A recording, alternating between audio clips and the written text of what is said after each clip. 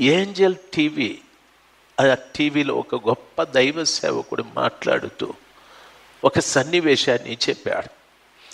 ఆయన చెప్పిన సన్నివేశం చాలా భయం కలిగించే సన్నివేశం. ప్రపంచంలో అందరికీ పరిచయం ఉన్న గొప్ప దైవ సేవకుడు, చాలా గొప్ప దైవ సేవకుడు.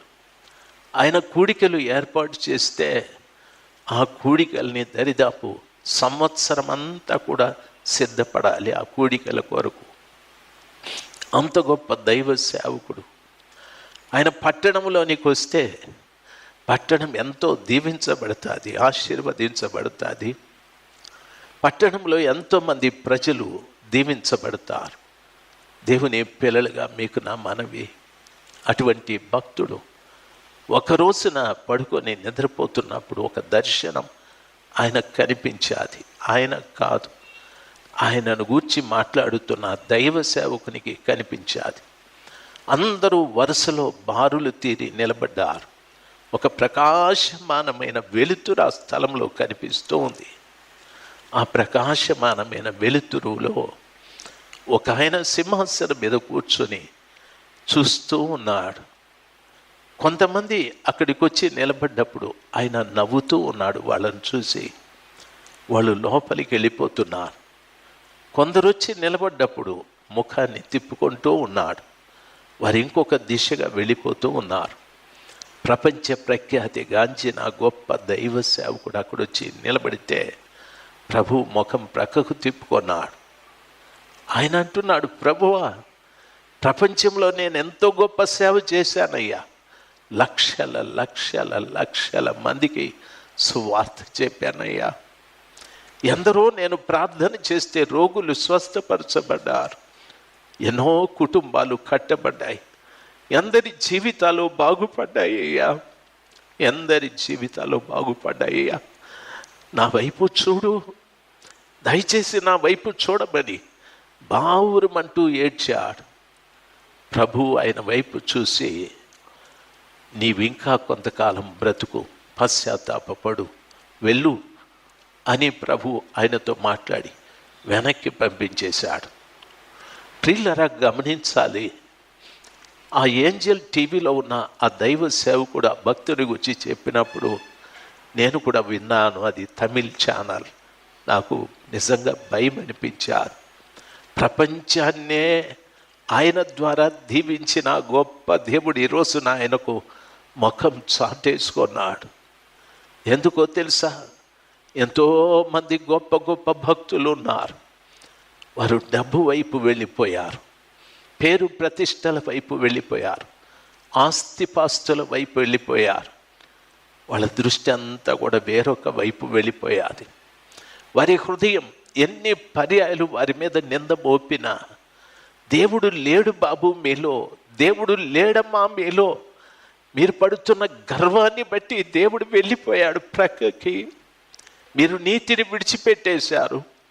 మీకున్న అహంకారాన్ని బట్టి దేవుడు వెళ్ళిపోయాడు, నీతిని వదిలిపెట్టేశారు అని హృదయం పదే పదే మన మీద నింద మోపిన ఏమీ పట్టించుకోలేని రీతిగా మనం జీవిస్తూ ఉన్నాం. దయచేసి గమనించాలి. నా మరణం ఎప్పుడో నాకు తెలియదు. ఎందుకో నేను అప్పుడప్పుడు అంటారు, నేను చనిపోతాను. మీ పరిస్థితి ఏమి, ఇదేమవుతుంది నని, నేను చనిపోతాను. ఒక్కొక్కసారి నాకు అట్లా అనిపిస్తుంది, నేను చనిపోతాను. మీ పరిస్థితి ఏమి? దయచేసి గమనించాలి.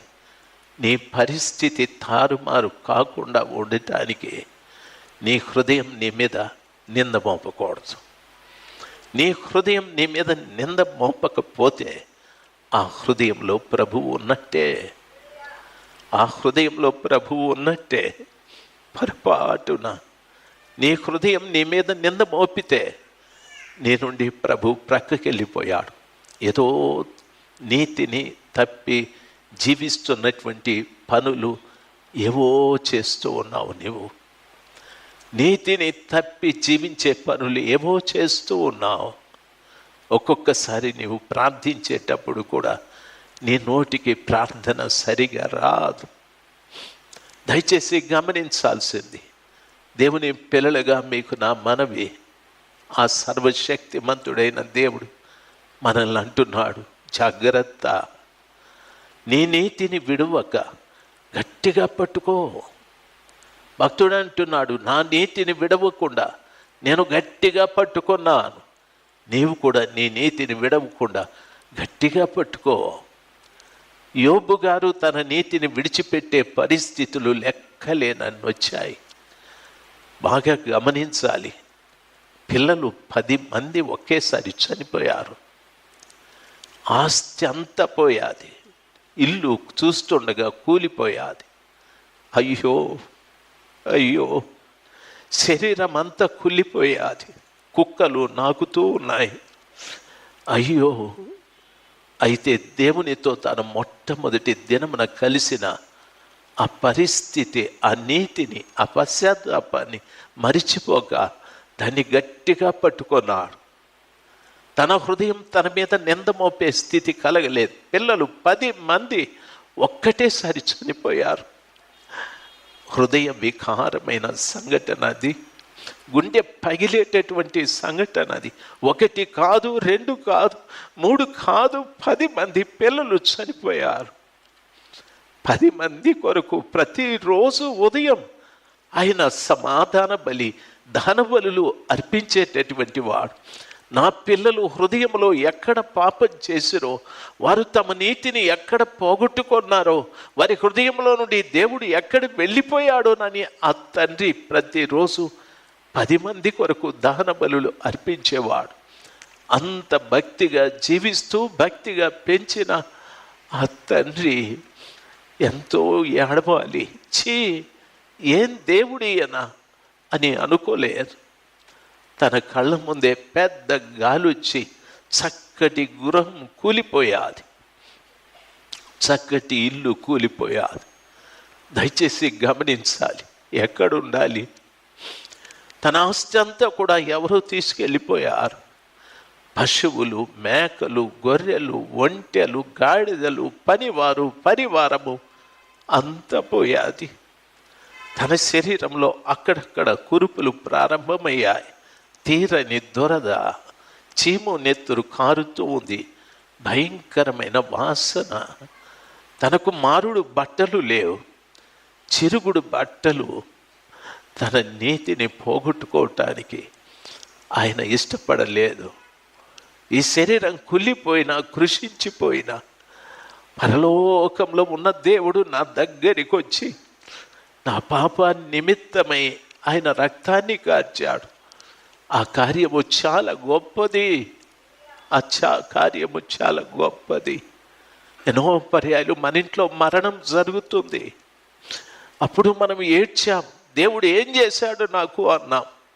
తప్పది. ఆ రీతిగా మాట్లాడితే నీ నీతిని నువ్వు విడిచిపెట్టినట్లే. చావు ప్రతి వారికి వస్తుంది, చావు ప్రతి వారికి వస్తుంది. నెలల తరబడి వ్యాధితో పీడింపబడుతూ ఉంటాం. అయ్యో, లెగలేను, కూర్చోలేను, ఇబ్బందితో బాధపడుతున్నానని ఎంత ప్రార్థించినా నాకు స్వస్థత కలగలేదే అని ఏడుస్తూ ఉంటావు. దయచేసి గమనించాలి, యోబు చెప్తున్న మాట చూడు. ఆయన లెగలేని పరిస్థితి, ఎవరో వండి పట్టెడు అన్నం పెడతారనేది కూడా లేదు, దప్పికైతే నీళ్ళు ఇస్తారనేది కూడా లేదు. తన దగ్గర కుక్కలు తప్ప మనుషులు ఎవరు కూడా లేరు. అంత హీనమైన పరిస్థితి అయినా తన నీతిని గట్టిగా పట్టుకొని అంటున్నాడు, మీరు కూడా మీ నీతిని గట్టిగా పట్టుకోవాలి. భూమి మీద నష్టాలే కలుగుతాయి, భూమి మీద కష్టాలే వస్తాయి, భూమి మీద అనారోగ్యాలే వస్తాయి, భూమి మీద నిందలే వస్తాయి. మీతో మంచిగా మాట్లాడేవారే మీకు ద్రోహం చేస్తారు, మీకు ఆర్థిక నష్టాలు కలిగిస్తారు.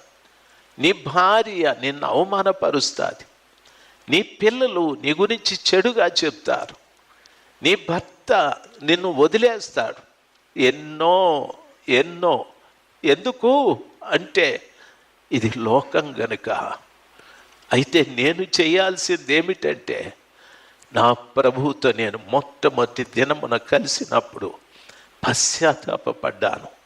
ఆ రోజున ఆయన నన్ను నీతిమంతునిగా చేశాడు. నా హృదయంలో ఉన్న ప్రతి చెడుని ఆయన ప్రక్కకు తొలగించి ఆయన వచ్చి నా హృదయంలో కూర్చున్నాడు. ఆయన వచ్చి నా హృదయంలో కూర్చున్నాడు. దానిని నేను కాపాడుకోవాలి. దాన్ని నేను కాపాడుకోవాలి. ఏ పరిస్థితుల్లో కూడా నా నీతిని విడిచిపెడితే జరిగేది, నా హృదయంలో ఉన్న ప్రభు నన్ను విడిచిపెట్టేస్తాడు. ప్రభు నన్ను విడిచిపెడితే సర్వశక్తిమంతుడైన దేవుని పిల్లలు మన జీవితంలో చీకటి తప్ప మరొకటి ఏమీ ఉండదు. చీకటే మన బ్రతుకు అంతా కూడా. ఎన్ని కష్టాలు వచ్చినా, ఎన్ని నష్టాలు వచ్చినా సర్వశక్తిమంతుడైన దేవుణ్ణి విడిచిపెట్టకుండా ఆయనతో పాటు కలిసి జీవించేటటువంటి ఆ శ్రేష్టమైన అనుభవాన్ని నీవు కలిగి ఉండాలి. నీ స్థితి ఎలాంటిదైనా, ఏ పరిస్థితిలో నీవున్నా ఇది మర్చిపోకూడదు. నాకు ఈ బాధ ఇంతకాలం ఉంది అని అనుకున్నా దేవుని దూషించడం, దేవుని ద్వేషించడం, దేవుని విడిచిపెట్టడం, దేవుని నిందించడం ఇలాంటివి జరగకూడదు. ఆయన పాదాల చెంత నువ్వు సంపాదించుకున్న నీతి చాలా గొప్పది. అది నిన్ను పరలోకం దాకా నడిపిస్తుంది. నీకు నీతిని ప్రసాదించిన గొప్ప దేవునితో నిన్ను కూర్చోబెడతాది. హల్లెలూయా. నువ్వు ఏ స్థితిలో ఉన్నా ఆయనను విడిచిపెట్టే ప్రసక్తి ఉండకూడదు. ఆయన నిన్ను విడిచిపోయే స్థితి నువ్వు కలిగి ఉండకూడదు. నీ నీతిని గట్టిగా పట్టుకోవాలి. హల్లెలూయా. ఎన్నో శోధనలు వస్తాయి, ఎన్నో శోధనలు. యవనస్తులకు ఎన్నో శోధనలు వస్తాయి, ఎన్నో శోధనలు వస్తాయి. అయితే శోధన సహించాలి, శోధన జయించాలి. నీతిని గట్టిగా పట్టుకోవాలి. ఏ పరిస్థితి అయినా నిన్ను వదిలిపెట్టే ప్రసక్తి లేదు ప్రభువా. హల్లెలూయా, హల్లెలూయా. ఎన్నో పర్యాయాలు నీకున్నవారు దూరం అయిపోతారు. నువ్వు అనుకుంటావు, ఇంత ప్రార్థన చేసినా ఎందుకు నా వారు నాకు దూరం అయ్యారు అనేది. వారు ఎందుకు దూరం అయ్యారో తెలుసా? నీ హృదయంలో ఉన్న దేవుణ్ణి నీ వద్ద నుండి దూరం చేయటానికి. నీ నీతిని వదిలిపెట్టేస్తే చాలు, పరిస్థితులు సాతానుడు తారుమారుగా చేస్తూ ఉంటాడు. అయితే గట్టిగా నీ నీతిని పట్టుకో. నీ హృదయంలో ప్రభు నిలిచి ఉంటాడు.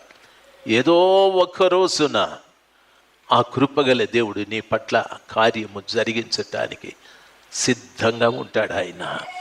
ఈ పరిస్థితి ఏదైనా దానిలో స్థిరులుగా నిలబడటానికి మనము ప్రయత్నము చేయుదుముగాక.